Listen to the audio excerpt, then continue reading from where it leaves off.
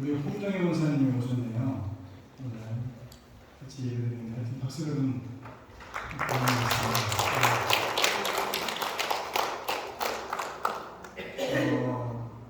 이제 한 2주 후면 우리 교회에서 목사라는 교회가 예배를 드립니다. 교회를 위해서 우리가 지금 스피커도 다시 음향도 좀 다시 좀 도입을 하고 또 카메라도 좀 도입을 하고 동시간대에 이 미국 전역에 방송을 해야 된다고 하기에 그래서 준비하고 있습니다. 뿌리도 되고 있는데 그래서 어제 김명자 목사님의 남편분이 아침부터 저녁까지 예를 나와주셔서 감사합니다. 친교는 오늘 추석 명절이 어제 추석이었다고 그래요. 그래서 아마 친교가 준비된 것 같습니다. 여러분들이 같이 식사를 하고 친교를 하시고 가시면 좋겠습니다. 그리고 친교 후에 바로 그 자리에서 구역장, 새롭게 모인 구역장 모임을 갖도록 하겠습니다. 여러분들이 구역 편성을 지난주에 보여드렸지만 거기에 나온 데보다 그래도 별 무리 없이 특별하게 전하시는 분도 그래서 감사합니다. 그 구역대로 하겠습니다. 그래서 구역장들을 오늘 친교 후에 함께 모여서 좀 말씀을 나누도록 하겠습니다. 그거 수요일에는 지난주부터 오후 4시에 드리고 있습니다. 그리고 7시에 오시면은 그나마도 예배가 없습니다. 그러니까 오실 분들은 4시에 오시면 좋겠습니다. 4시면은 러시아로 시간이라 차가 좀 많이 막힌다고 하니까 오신 분들 좀 서둘러서 4시에 오셔서 예배했으면 좋겠습니다. 찬양하면서 행동하겠습니다.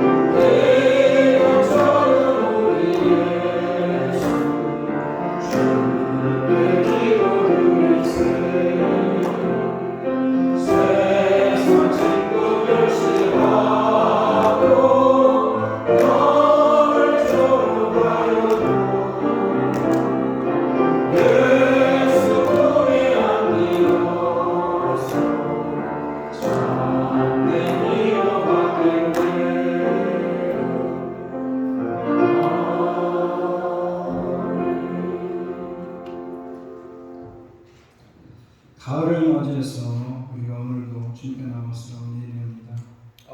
참으로 모든 과일이 무르익고 목백과가 무르익는 이 결실의 계절 가을을 맞이하면서 우리들의 신앙을 한번 돌아보게 해주시고 우리가 연초에는 뜨겁고 불타는 신앙으로 한 해를 시작했지만 시간이 가는에 따라 많이 약해지고 게으르졌음을 고백합니다.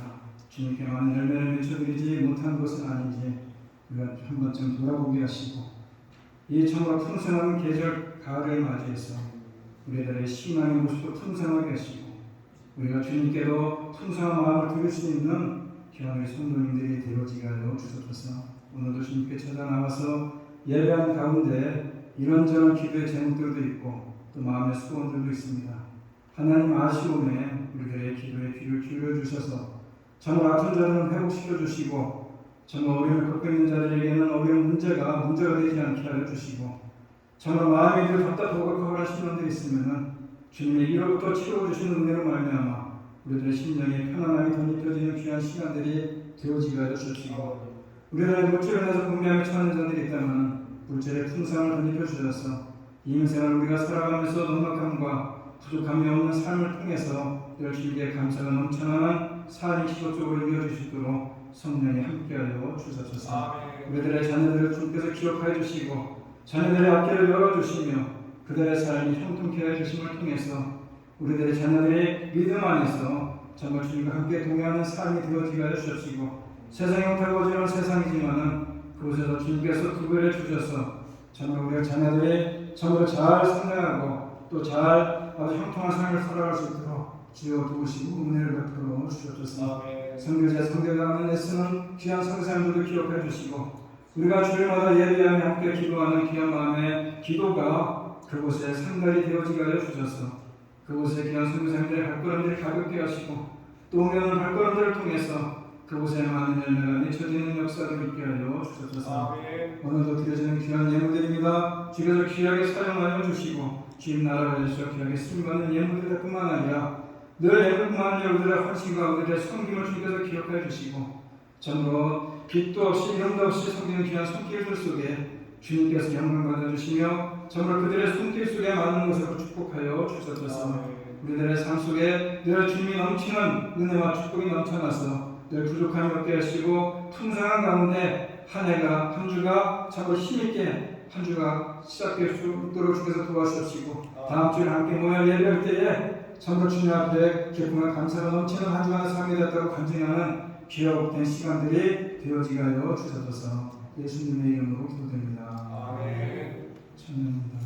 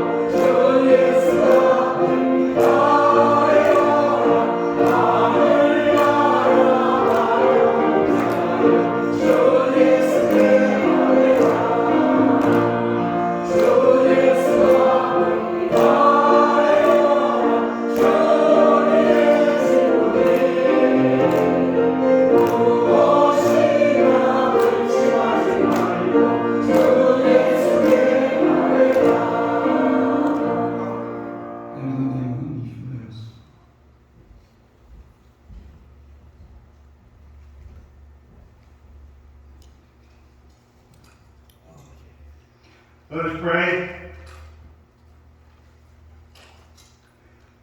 Our Father, how can we who are born sinners, who can do nothing to please you, seek, let alone find, glory, honor, and immortality? How can we be delivered from such selfish ambition and disobedience to the truth? How can we escape your just wrath and indignation and judgment? We affirm the pure righteousness of your love, which express your holy nature as written in Scripture and in the human conscience. We know what is right and wrong, yet more often than not we find ourselves in the wrong and unable to do right. How thankful we are for Christ's work and your Spirit enabling us to put our trust in Jesus as Lord.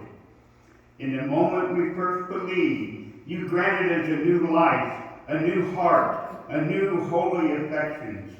Thus regenerated, we now have by your gracious hand a new capacity to do what is good, honorable, and righteous. We praise you that in Christ we have been made capable of pleasing you. And in what better way can we thank you? And for what greater end have we been made? With humility, we seek also to remember that the will and the power to do right come only from you. Immortal, invisible, and all-wise and most glorious God, you have sovereignly enabled us to know the truth, love the truth, live the truth, proclaim the truth, and worship you in spirit and in truth. Yet as we face the reality of our daily lives, we know that sin still exists within us and will seek to subdue us until we reach heavenly glory.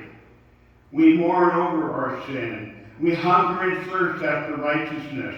We joyfully concur with the law of God in the inner man. Help us to put off the old things and put on the new, and be renewed in the spirit of our minds. May we faithfully follow the humble example of our Lord, and may we love him sincerely, glory in his cross, pursue what is holy, and shun all that is harmful and wicked. Give us courage and boldness, combined with graciousness, to confess the Redeemer before lost men and women, our neighbors, our co-workers, and even our earthly adversaries. And may we willingly bear Christ's reproach. May we clearly communicate his love. May we thoroughly be controlled by his Spirit. And may we faithfully walk in his steps. We humbly ask this in Jesus' name. Amen. Thank you.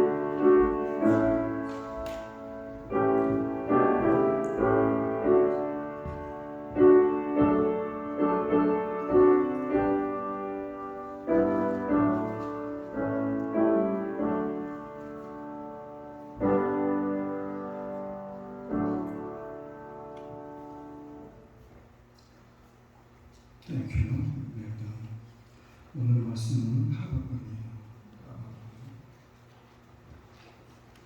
1장 1절부터 4절입니다. 선지자 하박국이 묵시가 받은 경고라. 여호와여 내가 부르짖어도 주께서 듣지 아니하시니 어느 때까지이까. 내가 한 불로 말미암아 외쳐도 주께서 구원하지 아니하시나이다. 어찌하여 내게 죄악을 보게 하시며 패역을 눈으로 보게 하시나이까. 겁탈과 강도가 내 앞에 있고 변론과 분쟁이 일어나느니라. 이런 걸 율법에 해이하고 정의가 전혀 시행되지 못하오니 이는 악인이 의인을 애워쌌으며 정의가 굳게 행하여집니다. 아멘. 먼저 기도하겠습니다. 질문 있는 학생이 발전 있는 것처럼 질문 있는 성도가 늘 하나님의 뜻을 헤아리고 신앙의 성장과 발전이 있다는 사실을 기억하면서 우리도 다윗과 같이 하나님께 질문하고 답을 받으며 하나님의 마음에 합한 자로 살아갈 때에 우리가 간과하고 기대했던 것보다 더 많은 하나님의 뜻 가운데 더 큰 역사가 일어나는 사실을 경험하는 우리 모든 신령들이 되어지게 하여 주시겠습니다. 예수님의 이름으로 기도드립니다. 지난 2010년도에 한국에서 G20, G20 회의가 개최가 있었습니다. 그때 폐막 연설 때에 오바마 미국 대통령이 연설을 다 마치고 나서 기자들에게 질문을 하는 시간을 줬습니다. 오바마는 개최국인 한국에 대해서 예의를 갖추어서 한국 기자들에게만 질문을 받겠다고 얘기를 했습니다. 그런데 어떻게 되겠습니까? 아무도 질문을 하지 않았다는 겁니다. 대체 이유가 뭐냐? 왜 한국 기자들은 그토록 미국 대통령이 웃으면서 한국 기자들에게만 기회를 줬는데 아무도 손을 안 들었을까? 미국 대통령이 갑자기 질문하니까 긴장이 돼서 그랬나? 아니면 영어가 짧아서 그랬나? 혹시 틀린 문장으로 말하면 창피할까 봐 그랬나? 그게 아니라더랍니다. 바로 이 장면이 한국의 교육 현실을 적나라하게 보여준다는 것입니다. 이 당시에 나온 신문의 머리 기사가 질문 없는 한국인, 미국 대통령이 갑자기 질문을 하려니까 미리 준비하지 못한 한국 기자들이 질문을 할 수 없었다. 왜냐? 학교에서 그렇게 배웠습니다. 지금은 좀 달라졌는지 모르지만은 한국의 교육 현장에서 아이들은 철저하게 주입식 교육을 받았습니다. 저뿐만 아니라 여러분들 대부분이 그랬을 겁니다.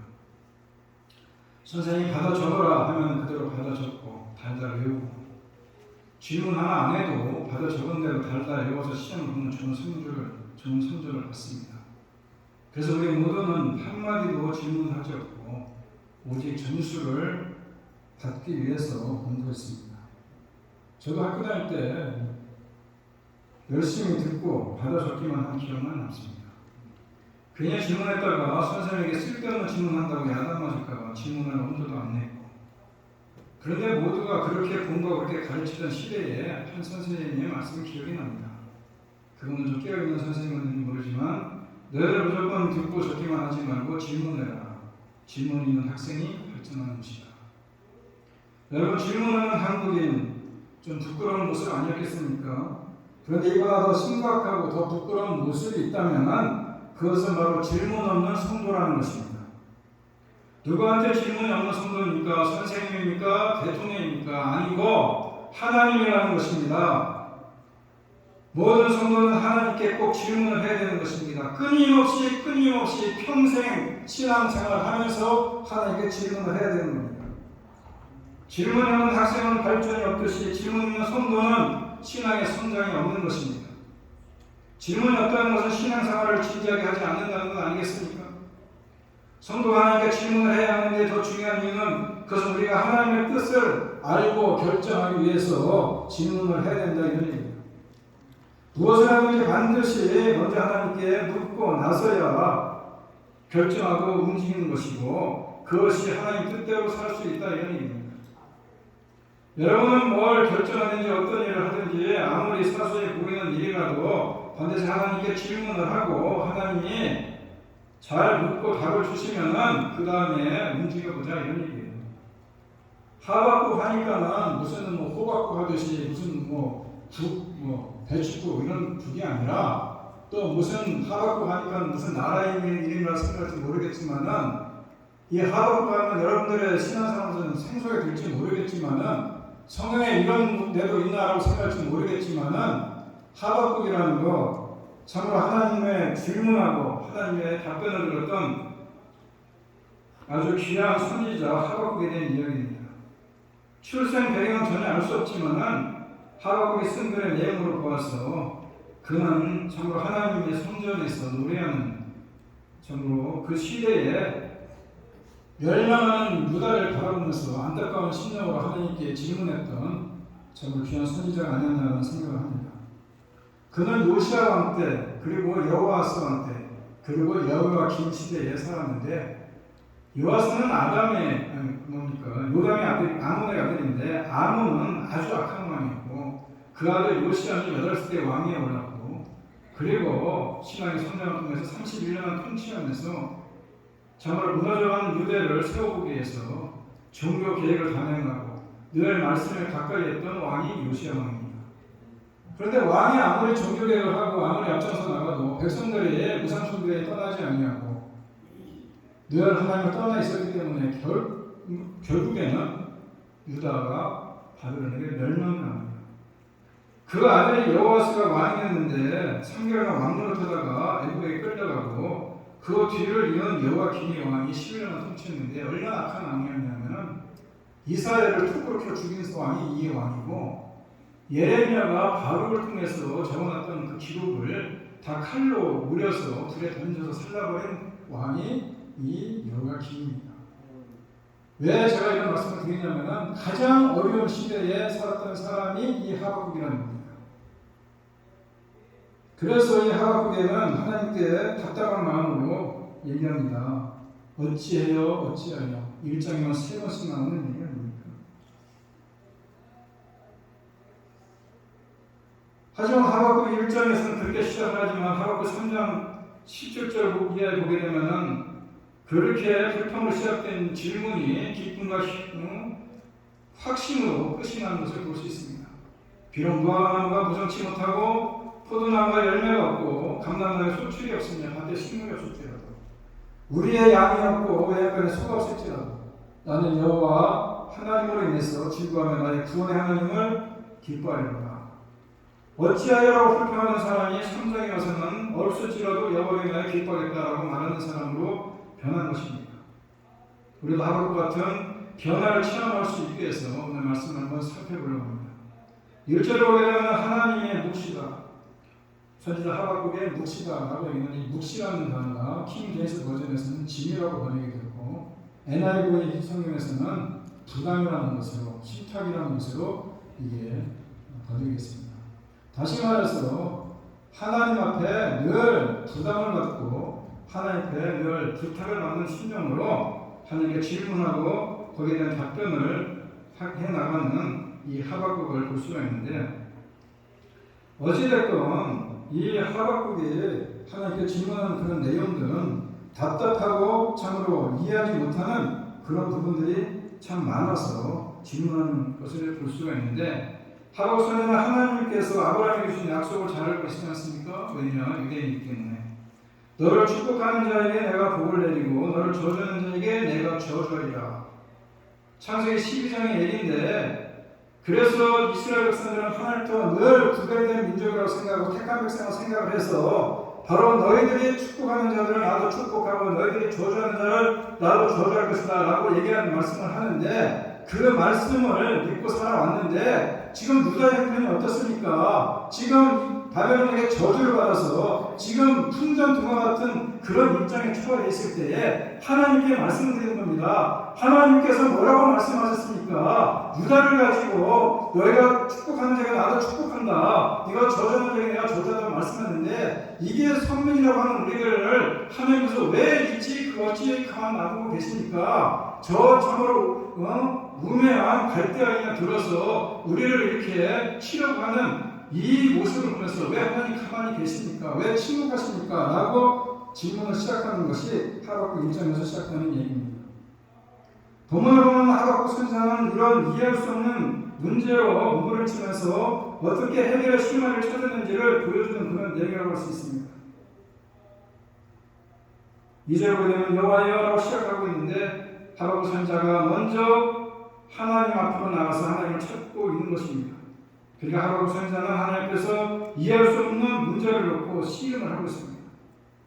아브라함의 이름이라는 것은 열국의 아버지라는 뜻입니다. 아브람이라는 것은 물론 존경하는 아버지라고 뜻이지만 하나님 이름을 바꿔주지 않습니까? 아브라함, 열국의 아버지. 베드로도 시몬인데 예수님께서 베드로를 바꿔줍니다. 끝뜻이 뭡니까? 반석입니다. 그 이름에 걸맞는 삶을 살았습니다. 하박국이라는 이름과 아바크라는 뜻인데 이건 몸부림치다. 그런데 하가 붙어서 몸부림치는 사람 이런 뜻입니다. 그래서 하박국이 하나님 앞에 이해할 수 없는 문제로 씨름하는 그 모습에 걸맞는 이름이라고 할 수 있는데 그런데 중요한 건 하박국 선지자가 이해할 수 없는 문제를 붙들고 하나님 앞으로 나갔다는 것입니다. 하나님께 묻고 하나님 앞에서 그 문제를 해결하기 위해서 몸부림치고 있다 이런 얘기입니다. 여러분 제주에 가보면 메이즈랜드라는 데가 있다고 내가 가보진 않았는데 그 네이지랜드라는 데가 미로로 이렇게 들어가서 이게 출입구에 들어가서 미로를 따라 가다가 결국 출입문을 찾아 나오는 그런 그 길인데 이 미로가 세계에서 가장 긴 미로라고 해요. 빨리 그 길을 찾아서 나온 사람이 한 10분에 걸려서 나오고 그리고 웬만한 사람은 1시간씩 걸려서도 제대로 못 나오는 그런 미로가 아주 복잡하게 되었다고 얘기합니다. 그런데 이 미로가 아무리 복잡해도 그 위에 높은 데서 이렇게 내려다 보면은 이 길이 이렇게 가면은 그만 나오겠구나 그만 알 수 있습니다. 그죠? 그 밑에 들어갔어야 나무가 이렇게 크니까 옆에 안 보이니까 헤매다 보면은 1시간씩 걸리고 그러지만은 위에서 이렇게 내려다 보면은 다 보이지 않습니까 눈에? 그래서 그거를 그 길이 어떤 길이냐고 묻고 또 그 사람이 길을 안내해 준다면은 3분 안에 출구까지 나올 수 있다는 겁니다.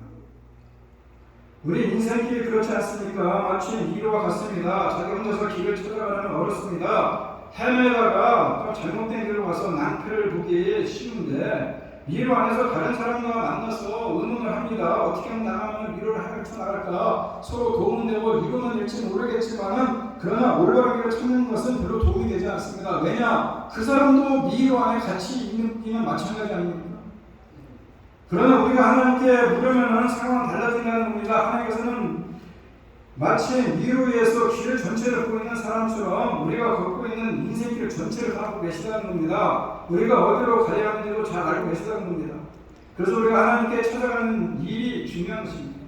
하나님께 묻고 하나님께 씨름하는 일이 중요하다는 것입니다. 대표적인 사람이 누구냐? 다윗입니다. 사무엘상 23장에 보게 되면 다윗이 사울왕에게 쫓겨다닙니다.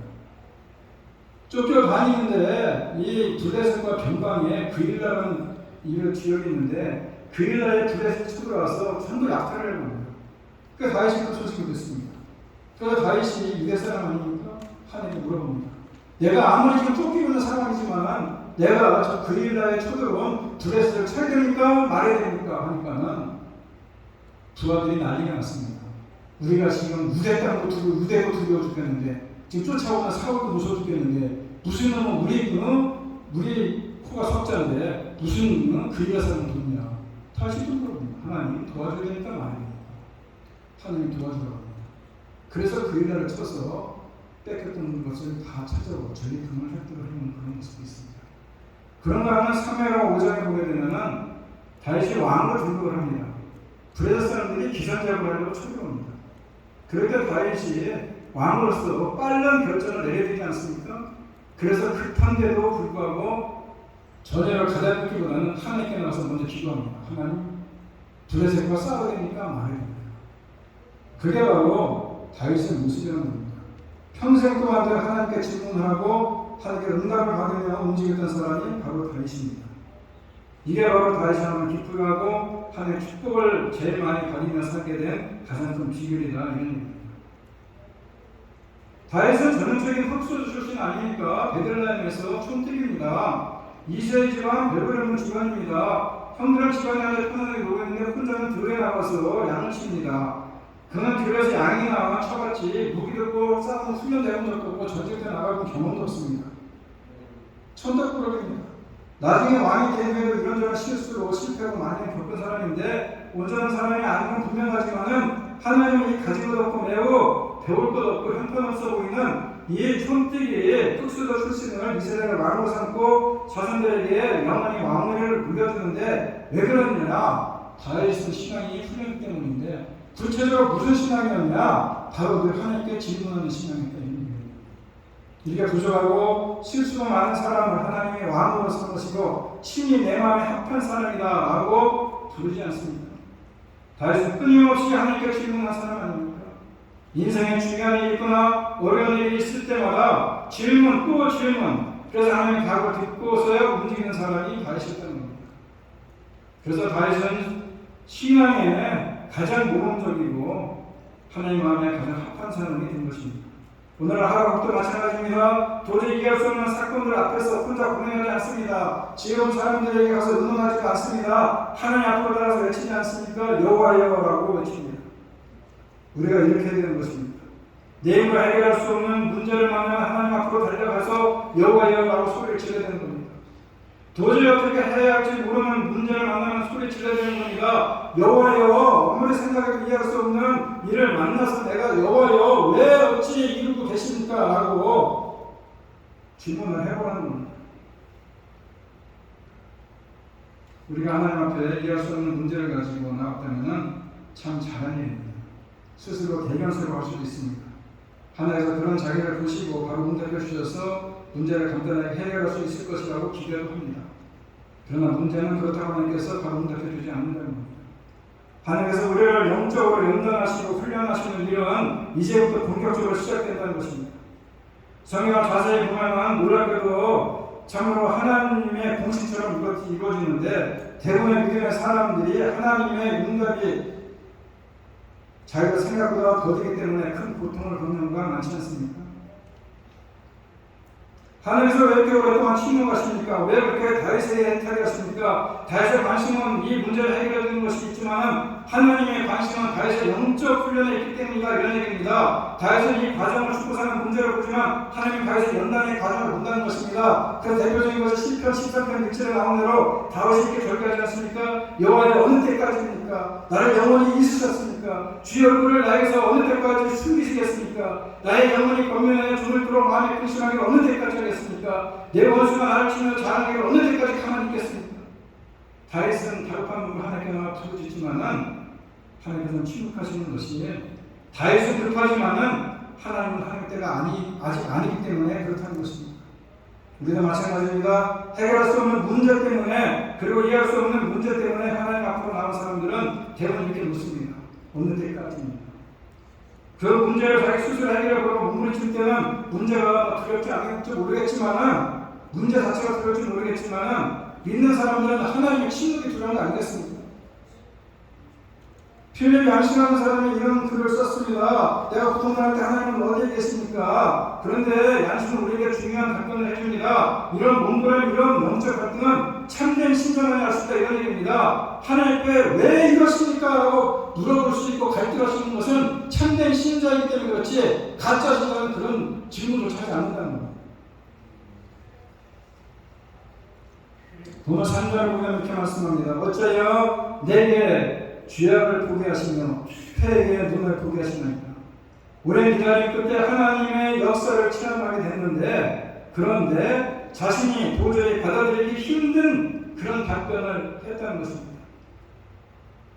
때로는 이해할 수 없는 삶의 문제 때문에 하나님께 간절히 기도합니다. 기도를 들고 오시고 하나님께서 응답하십니다. 그런데 도저히 응답을 받아들이기 힘들 때가 있습니다. 그래서 다시 하나님께 질문을 드릴 때가 있습니다.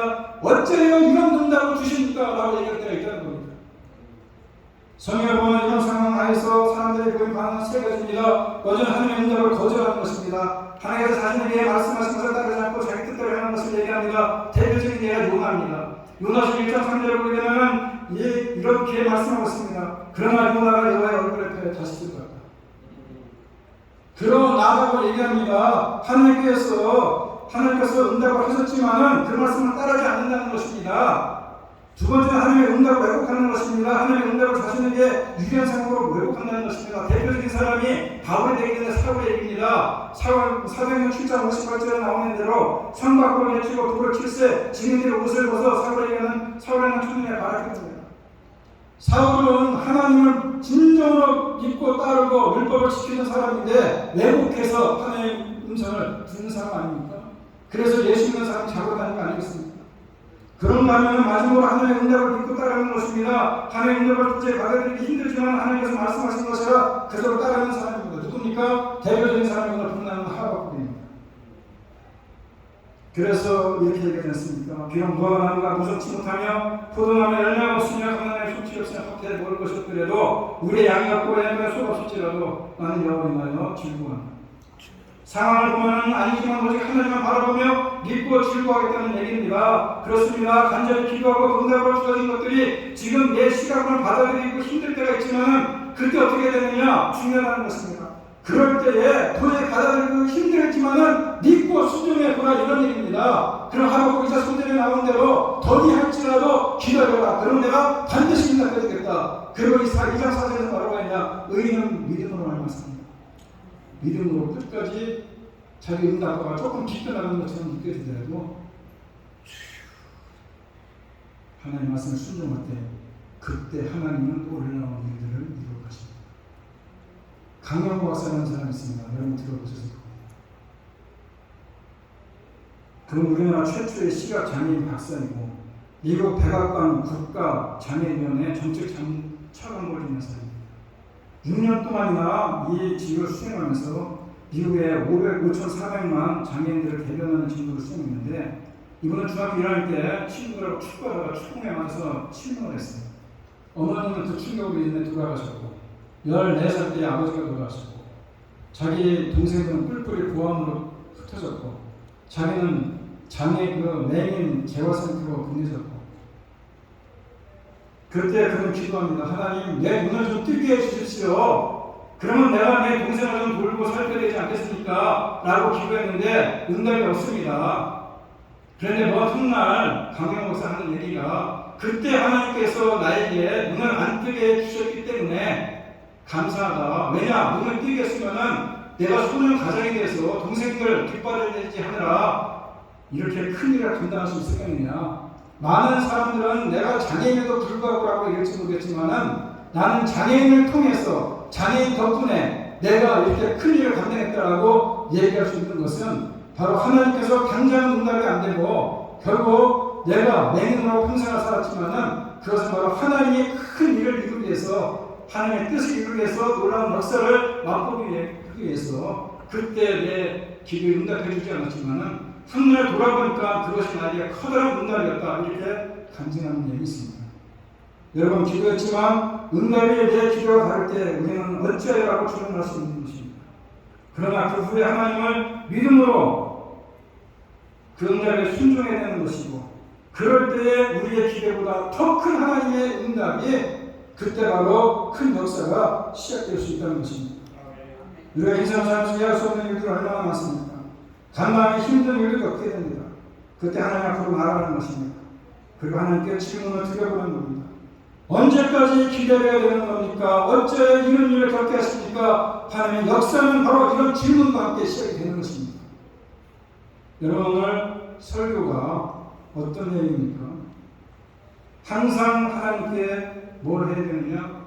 항상 질문을 해라. 뭘 하든지 어떤 결정을 하든지 항상 먼저 하나님께 묻고 결정하고 움직여라. 특히 어려울 때, 위기일 때에 반드시 질문해라. 하나님 어떻게 할까? 하나님께서 꼭 하나님께 물어보고 하는 것입니다.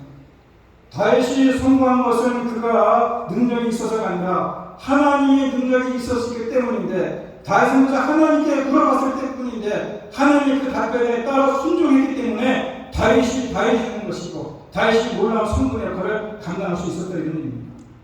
기도 그것은 꼭 해야 되는 것입니다.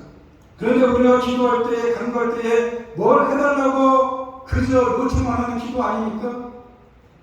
솔직히 우리의 기도 내용 대부분이 하나님께 뭘 해달라고 요구하고 청구서를 내미는 거 아닙니까? 그런데 혹시 우리의 기도가 간구가 내가 이미 다 결정해 놓고 하나님께 기도하지 않습니까? 하나님 나 이거 할 것입니다. 하나님께서 이루어 주십시오. 이미 내가 결정한 내용을 하나님께 이뤄달라고 요구하는 것은 아닙니까? 하지만 일반적인 요구라는 것입니다.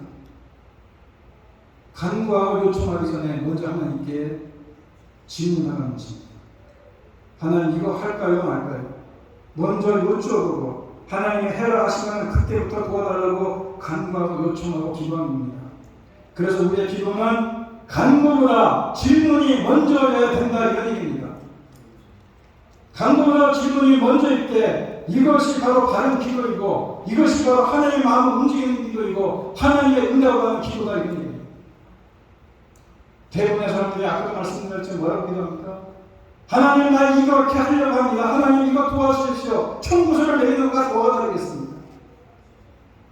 그런데 그러기에 앞서서 하나님 내가 이걸 한번 해보려고 했는데 하나님 어떻게 생각하십니까? 하나님 이걸 내가 해도 되겠습니까? 내 마음에 뭐라고 응답이 오든지 그것이 바로 하나님 이것도 해도 되니까 라고 하실 때에 내 마음에 그래도 해도 된다는 마음이 온다면 그때 가서 하나님 내가 이거 하려고 하니까 나 이걸 할 수 있도록 도와주십시오 라고 간구해야 되는 것이 기도의 순서가 이런 얘기예요.